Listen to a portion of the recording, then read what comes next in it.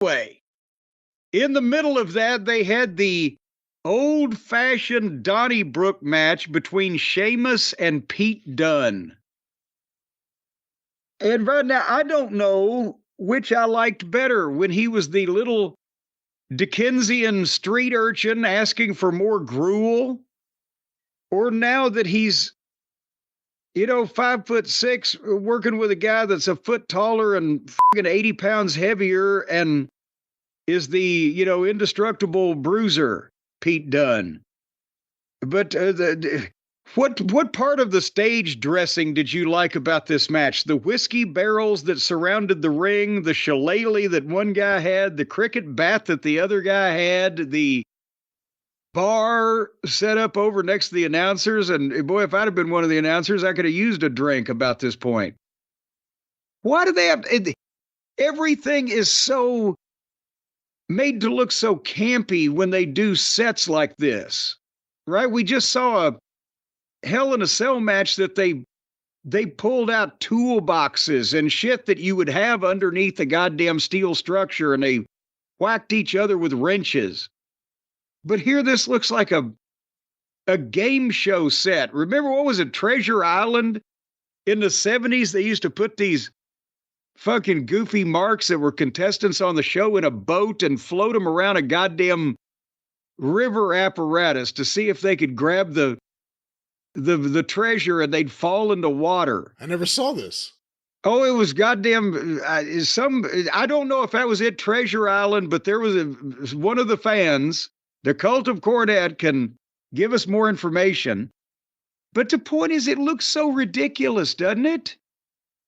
That it's so obviously, if they're not real barrels. We have constructed all of this for this set of this thing where these contestants are going to go through a simulated fucking combat for your entertainment. It's just too over the top for you to be able to get lost in it and take it seriously. It's just visually ridiculous. Have I made my point? So you liked it? Oh, yeah, I loved it. I thought it was the best match of the night. It's always weird when a feud you don't care about suddenly gets elevated to street fight status. Street fight status. And she was the referee, I'll have you know. I would have watched maybe. No, I didn't see this match. Well, I'm not a big Pete Dunne fan. I know there's people that really are, the bruiserweight.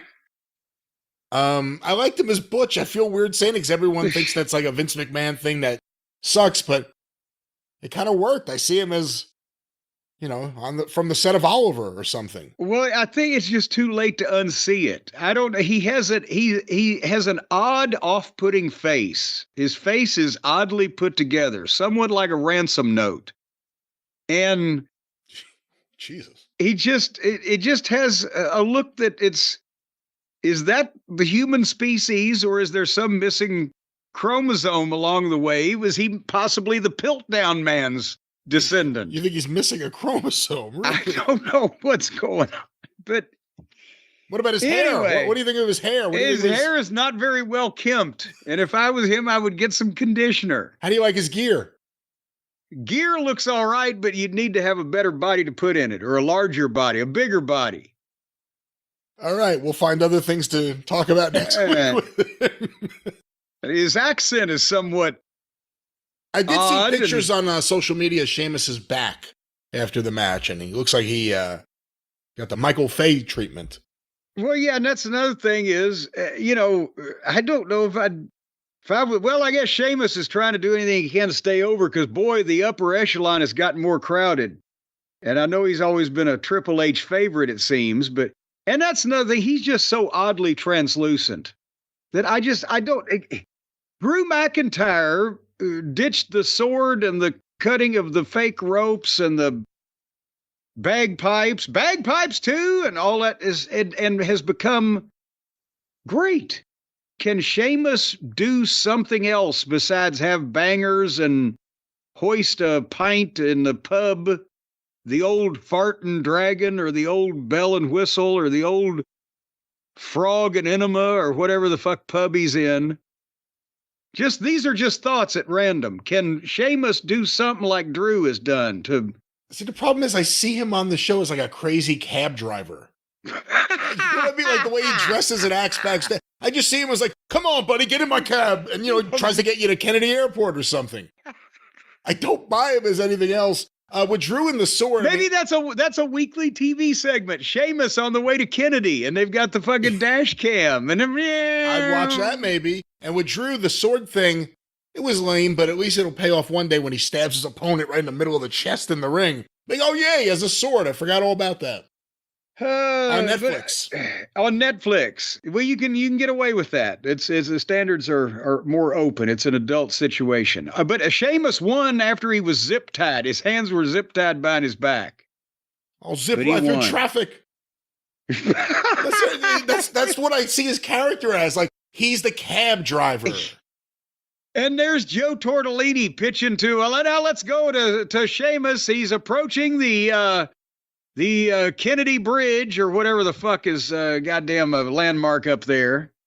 Well, there's lots of landmarks. There's no Kennedy Bridge. Yeah, well, we got a Kennedy Bridge. See, you got a Kennedy Airport. We got a Kennedy Bridge. Our bridge is more important than your airport. You got a bunch of airports. When was it named the bridge? It was named the bridge as soon as they built it. They said, well, there's a bridge we built. So it wasn't renamed? Like Kennedy Airport obviously wasn't the original name of the airport. They renamed it that after John F. Kennedy was assassinated. Well, I can't. It's just always been the Kennedy Bridge. Within a month, right? I mean, that's but now they built a new bridge next to it, and it's the Lincoln Bridge. Because Kennedy died November 63. The Beatles were there in January 64. It was already Kennedy Airport. Well, boy, it didn't take them a long time, did it? But it was Idlewild before that. That's right. Now, let's not get too idle and wild here talking about this Sheamus Pete Dunne thing. What else was on Raw? Google